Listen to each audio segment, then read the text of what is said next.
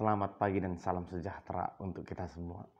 Bapak Ibu sesong terkasih, di pagi hari ini kita kembali berjumpa untuk mendengarkan firman Tuhan tentang rancangan Tuhan. Marilah kita berdoa. Terima kasih Tuhan, kami bersyukur di pagi hari ini untuk setiap penyertaan dan berkat Tuhan. Kami hendak mendengarkan firman-Mu, berkati kami Tuhan. Dalam nama anak Yesus Kristus kami berdoa. Amin. Firman Tuhan tertulis di Yesaya pasal 65 ayat 17. Sebab sesungguhnya aku menciptakan langit yang baru dan bumi yang baru. Hal-hal yang dahulu tidak akan diingat lagi dan tidak akan timbul lagi dalam hati. Aida mak, ahu mama langit ne baru doh tano ne baru. Jaladang be ingoton akan aparjului manang tersunggul turoha. Demikian pembacaan firman Tuhan. Bapak Ibu sesong terkasih, firman ini sebagai pendorong untuk bangsa Israel tentang pembebasan yang terjadi kepada mereka, bahwa Tuhan memiliki rencana yang sangat indah dalam diri bangsa Israel atau kita semua. Tetapi rancangan ini tentu berbeda dengan apa yang dipikirkan oleh manusia. Bisa jadi bangsa Israel membayangkan tentang kota Yerusalem atau tempat yang baru, tempat yang jauh lebih indah. Tetapi firman ini menekankan tentang dua hal. Langit yang baru dan bumi yang baru. Tentu sesuatu yang baru ini tidak hanya tentang tempat itu sendiri, tetapi juga orang yang berdiam di dalamnya. Ini menekankan bahwa tidak akan mungkin dalam langit dan bumi yang baru tinggal orang yang lama. Tidak akan mungkin dalam sesuatu yang baru dibuat barang yang lama di dalamnya. Ini akan menjadi sebuah penipuan.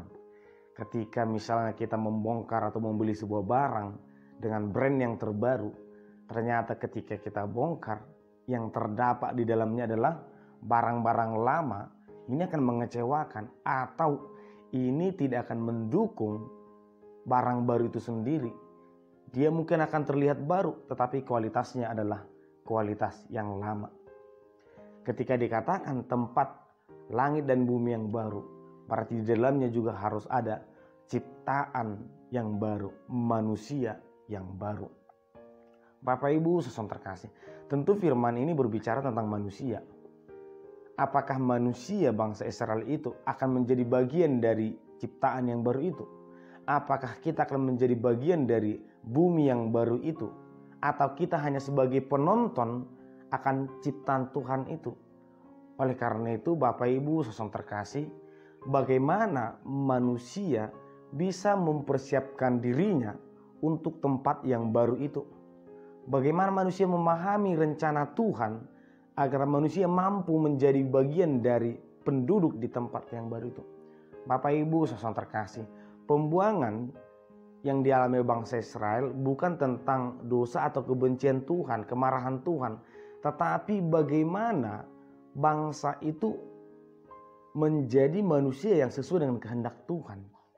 Bagaimana bangsa itu sebenarnya dipersiapkan untuk tempat yang baru itu. Bagaimana manusia ini dipersiapkan untuk tempat yang baru. Sehingga kita tidak boleh berpatokan tentang dunia ini. Jika Paulus berkata, jangan berpengharapan hanya dunia ini. Jika hanya tentang dunia ini, pengharapan manusia, kita orang yang paling malang. Kebahagiaan manusia jangan hanya sebatas dunia ini. Rencana manusia, pemikiran manusia jangan hanya sebatas yang di depan mata. Tetapi Tuhan sedang merencanakan sesuatu yang baru, jauh lebih indah dari apa yang dipikirkan manusia. Sehingga Tuhan sangat menekankan berbeda rancangan manusia dengan rancangan Tuhan. Pikiran manusia dengan pikiran Tuhan. Sehingga manusia tidak boleh menganggap pikirannya sudah berarti itu pikiran Tuhan. Apa yang dipikirkan Tuhan sudah pasti dipikirkan oleh manusia. Belum tentu, bahkan mungkin pasti berbeda. Oleh karena itu, manusia sedang belajar, kita sedang selalu belajar, mempelajari, mengenal apa rancangan Tuhan, apa kehendak Tuhan. Sehingga kita mampu berbuat sesuatu yang berkenan kepada Tuhan. Bapak Ibu saudara terkasih, tentu Tuhan menciptakan tempat langit yang baru itu untuk manusia, untuk ciptaannya. Maka mari kita selalu belajar untuk mengenal kehendak Tuhan. Mari kita semakin membenahi diri bagaimana rancangan Tuhan itu berjalan dalam diri kita. Oleh karena itu Bapak Ibu saudara terkasih, di pagi hari ini firman Tuhan mengajak kita agar semakin mengenal apa rencana Tuhan, apa rancangan Tuhan, apa kehendak Tuhan dalam diri kita. Amin. Kita berdoa. Terima kasih ya Tuhan, kami bersyukur di pagi hari ini untuk firman dan penyertaan Tuhan. Kami bersyukur untuk setiap penyertaan Tuhan dalam kehidupan kami, mengajarkan kami tentang hal-hal yang sesuai dengan kehendak-Mu. Berkati kami Tuhan, berkati setiap rencana hidup kami. Dan nama anak Yesus Kristus kami berdoa dan mengucap syukur. Amin. Anugerah dari Tuhan Yesus Kristus, kasih setialah Bapa, dan persekutuan Roh Kudus kiranya menyertai kamu sekalian. Amin.